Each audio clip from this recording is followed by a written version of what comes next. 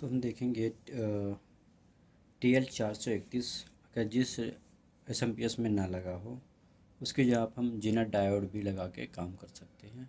यहाँ पर उसकी देखेंगे कैलकुलेशन कैसे कर सकते हैं कैलकुलेशन। सबसे पहले हम अगर जीना डायोड जो लगी होती है जिससे हम देखते हैं कि यहाँ पे और फीडबैक पे लगी होती है क्या TL431, बट किसी जो लो कॉस्ट के एस बनते हैं उसमें TL431 नहीं लगाते हैं, उसकी जहाँ पर हम जीनर डायोड लगा देते हैं। अब यहाँ पर हम निकालेंगे जीनर डायोड की कितने वोल्ट की जीनर डायोड लगेगी और कितने करंट की, कितनी वोल्टेज की या कितनी ओम की रेजिस्टेंस लगेंगे, इसकी वैल्यू हम आज फाइंड करेंगे। तो सबसे पहले देखेंगे कि जब हमारी ये एस अगर 12 वोल्ट की है, 12 वोल्ट की है या 2 एम्पियर की, 12 वोल्ट 2 एम्पियर की, तो उसकी कैलकुलेशन कैसे करेंगे। तो यहाँ पर हम देखेंगे 12 वोल्ट है और ये हमारा लगा होगा ऑप्टो कपलर जिसकी फर्स्ट लेग हमारी जीना डायोड से कनेक्ट होगी और सेकंड लेग उसके रेजिस्टेंस के बाद जो डायरेक्ट ग्राउंड से होगी वहाँ से कनेक्ट होगी। ऐसा उसमें भी TL431 में होता है, लेकिन उसमें कुछ और कंपोनेंट लगे होते हैं उसके से बस उसमें इसमें ये फ़र्क रहता है, उसमें बहुत कांस्टेंट वोल्टेज रहती है, उसमें रेजिस्टेंस के थ्रू हम वोल्टेज को कांस्टेंट कर सकते हैं, मतलब घटा बढ़ा सकते हैं। बट इसमें जो रेजिस्टेंस लग गई उसी पे रुकी रही, जो हमारी जिना डायोड लग जाएगी जितनी वोल्ट की वो उतने भी काम करें, उसे हम घटा बढ़ा नहीं सकते। बल्कि जब भी हमें करना होगा यहाँ पर हम जिना डायोड को चेंज करके इसकी वैल्यू निकाल सकते हैं। तो देखेंगे इस जिना डायोड की कितनी वोल्टेज होनी चाहिए। जैसे हम जानते हैं कि हमारे ऑप्टो कपलर की डाटा शीट में जो ऑप्टो कपलर रन करने के लिए टिपिकल कंडीशन में 1.2 वोल्टेज और 20 मिली एम्पेयर करंट लेते हैं। इसी को लेकर जैसे कि ये जो ये ऑपरेट करेगी, मतलब बहुत छोटे से कम वोल्टेज पर ऑपरेट कर सकती है, जो एलईडी कम वोल्टेज पर ऑपरेट, लेकिन एक हम अच्छी कंडीशन पे लेकर चलेंगे कि एक टिपिकल कंडीशन होती है उस पर कितना आएगा वोल्टेज, उस पर लेके कैलकुलेशन करेंगे।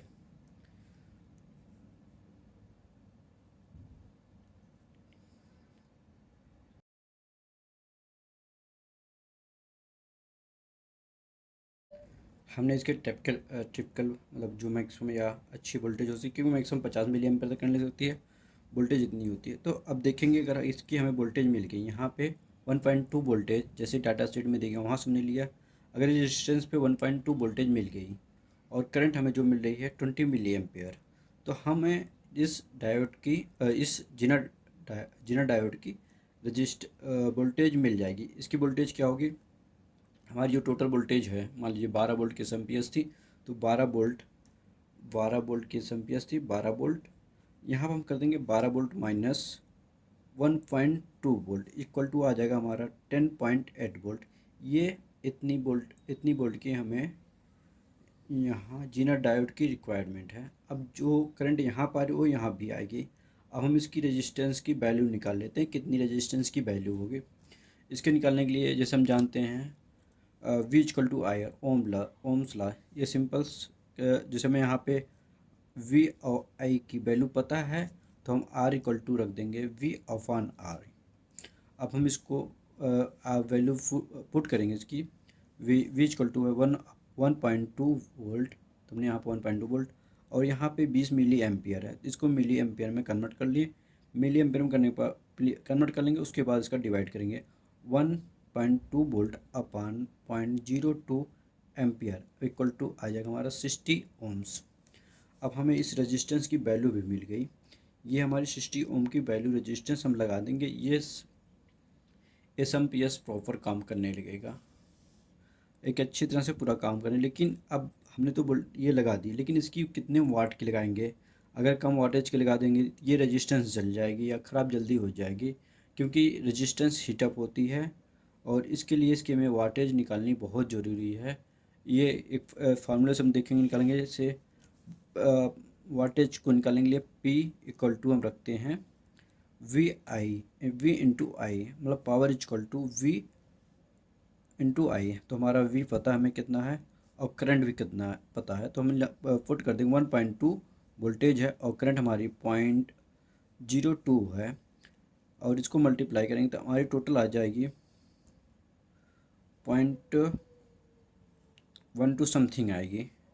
लेकिन ये वैल्यू बहुत छोटी है, ये वैल्यू बहुत छोटी, इसलिए हम इसको अगर 2 से भी मल्टीप्लाई करें, कहते हैं कि लोग 2 टाइम्स रखना चाहिए, लेकिन 2 से भी मल्टीप्लाई करते हैं तब पर भी इसकी वैल्यू बहुत कम आएगी।